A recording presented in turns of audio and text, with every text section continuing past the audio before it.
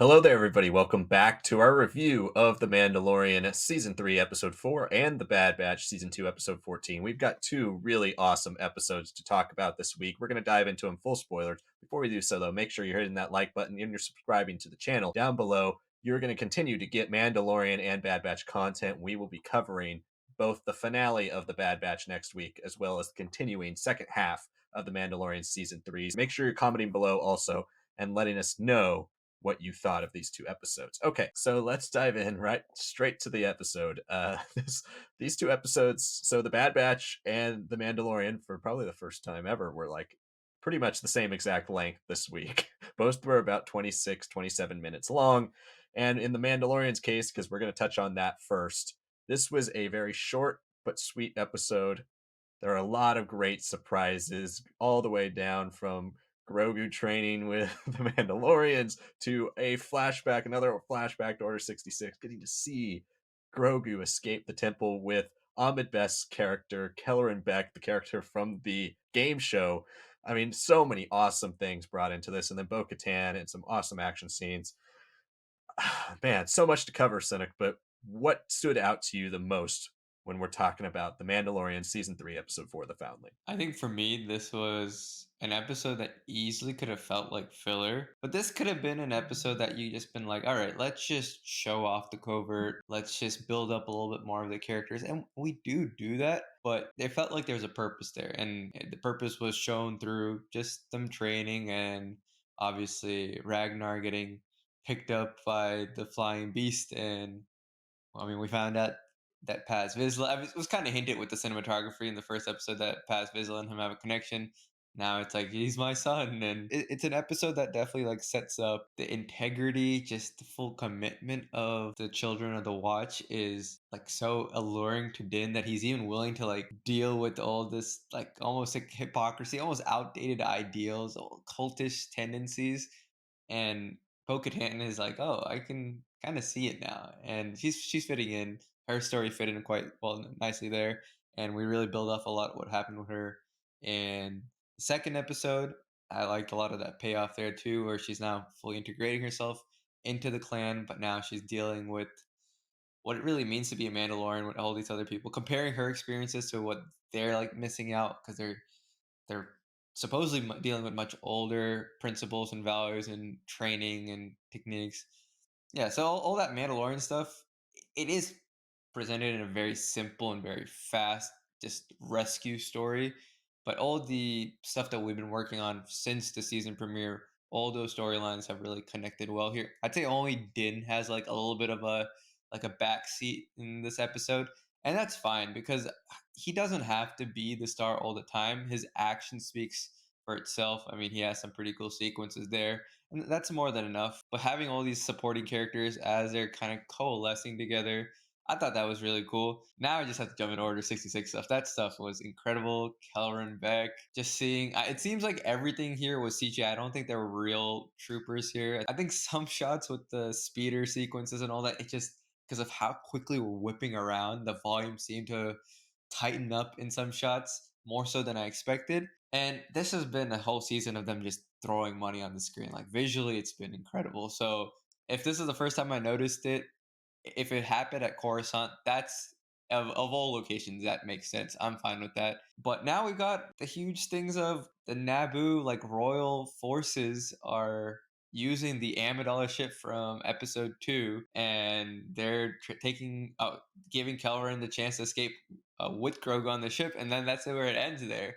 And it's like, what? Like that's insane. And then on top of that, Bo-Katan just straight up tells Armor, "I've seen the Mythosaur," and she's like, "Great, you're Children of the Watch. Slap this on." Like, sure, that's what happens when you follow the way. It's like, okay, and it's a lot. It's you don't really take a minute to breathe in this episode. I need to rewatch it again because I really liked it, but it's just you're hit with a lot of stuff. No, for sure. This is like pounding you with information and with excitement from start to finish. It's the complete opposite of last week, and we really liked last week's episode for what it was. There was a lot of great information about the New Republic. There's a lot of intrigue for the furthering of the main villain plot that we still don't really know what it is. But this one was like the what everybody's complaint was last week. This one was the thing that people were missing. This was the action. This was the nonstop Mandalorian stuff. More Grogu. This is the most Grogu we've gotten all season for sure. And there's wonderful stuff all the way from I laughed a lot at the beginning with his little training sequence with Ragnar, where he's doing flips and shooting the wrist rocket paintballs, and like that was really really fun. This episode had a really nice time and a really good sense of what makes the Mandalorian the Mandalorian. This felt very classically Mandalorian, like a season 1 episode, like a season 2 episode. It really goes for the heart of this show, which is the fun of Grogu, but with the stakes and the history of what Mandalore means and what the Jedi mean and how all this connects. I thought it was really wonderfully done. Carl Weathers does a great job directing it. And again, the cinematography here is fantastic, but the CGI is still flooring me for the Mandalorian sequences. I agree that some of the Coruscant scenes in the speeder bike chase do feel a bit like we're on a green screen for sure, and or right in front of a volume wall, but for the most part every single action scene that featured Mandalorians is just like it's the crate dragon sequence in the first episode of season 2, but every single episode we're getting stuff like that. We're getting these awesome ship battles, we're getting these awesome jetpack fights, like the when Din is taking down this what do they call it, a raptor. When he takes down this raptor, the quickness of the shots, it's not slow. I think that's the thing to me that the volume often does for some of these scenes, is they make them slow, and I felt like that a little bit with the first episode of season 3 when we have that fight with that like alligator thing. That all of that felt very classically volume because it all took place in a little circle. They didn't really move around much. They kind of all surround it in a half circle and shoot, and there's a lot of standing. This episode, there was so much speed.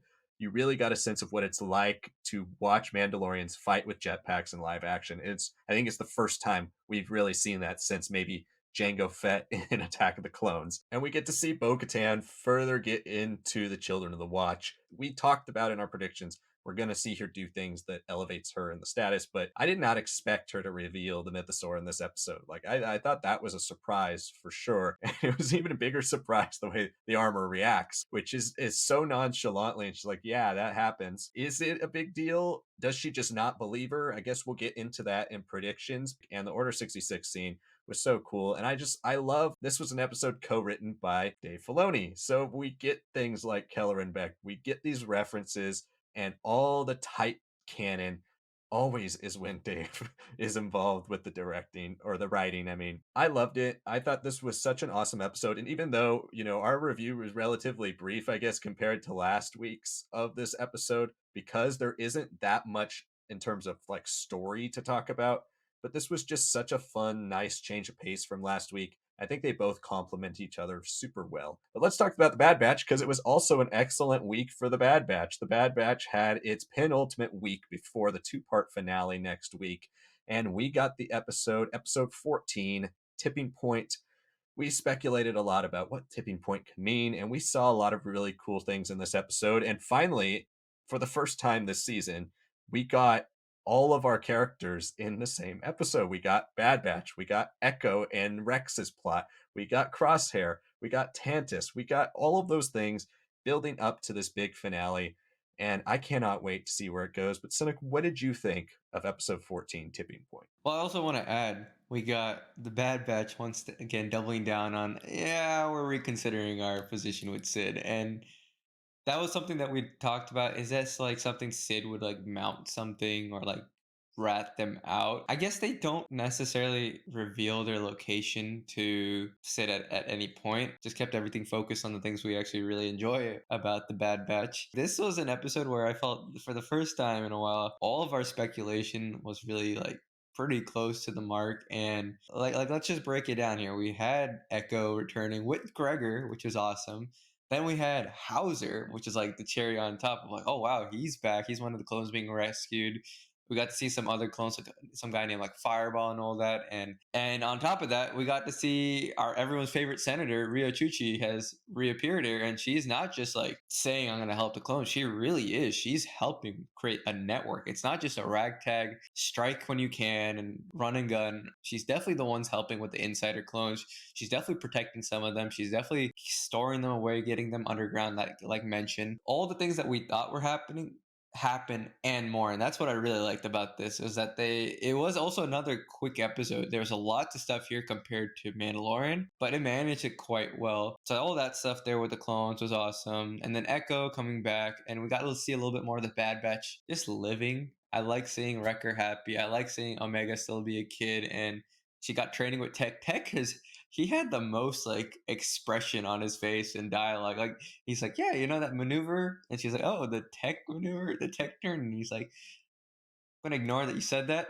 but at the same time, yes, I would not mind that. And then Omega's getting lessons and all that. Like all that was fun to see the Bad Batch breathe a little bit instead of just missions and bounties and just having their whole life collapse like every 4 episodes. The Imperial stuff on Mount Tantus, that's especially after we just recorded our Heir to the Empire review coming out. I mean, I'm already in that mindset.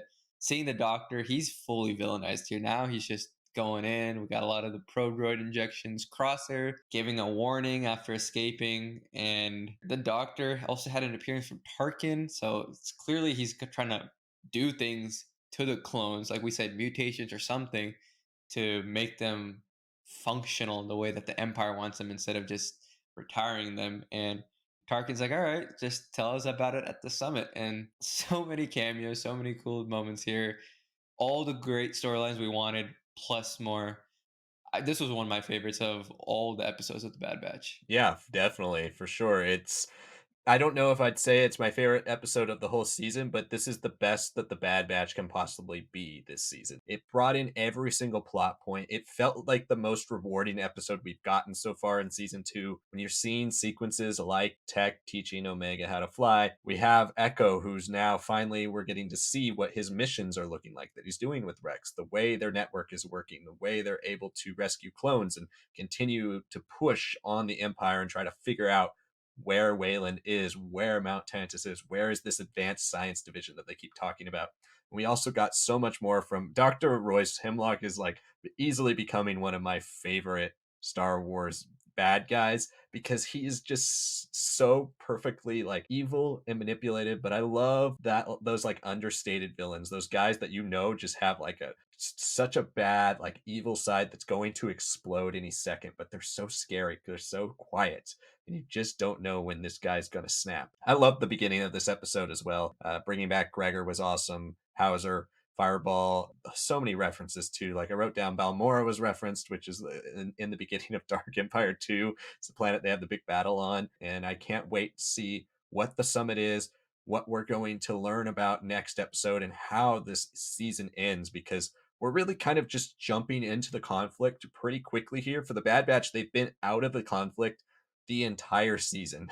Their biggest involvement in the conflict was a mission that they were hired to do by Rex. I want to see why the Bad Batch would bite on Crosshair's plan, and ultimately how we're going to see the entirety of the finale unravel. But we'll talk about that in our predictions video that will be coming out Sunday. Make sure you check out our Mandalorian season 3 episode 5 predictions. That will be out on Friday. But that's going to wrap it up for our review here of the Mandalorian season 3 episode 4, the Foundling, and the Bad Batch season 2 episode 14, Tipping Point. Hopefully you guys like these episodes too. Make sure you're commenting below and letting us know if you like them. Of course, liking the video as well and subscribing to our channel for more Mandalorian and Bad Batch coverage. We'll be back next week talking about all of these things. Make sure you're tuning in with us. We are beginning our next poll starting tomorrow on Thursday. We're beginning our Star Wars video games bracket. Make sure you're voting in that as well. Once we get through the play-in, we'll put out the brackets for you guys to send in to us for the next bracket video. We're also continuing our coverage of Jedi Fallen Order, live streaming that every single week and answering your questions. So make sure you're tuning into those every Friday and also checking out all of our other content. Sanak mentioned it earlier. We have our review of Heir to the Empire, our long-awaited Legends Book Club review, coming out next Monday. It's going to tie in heavily with the Bad Batch and the Mandalorian, so make sure you're checking that out if you're interested in how all these things are going to collide. Thank you so much for watching, and we'll see you next time.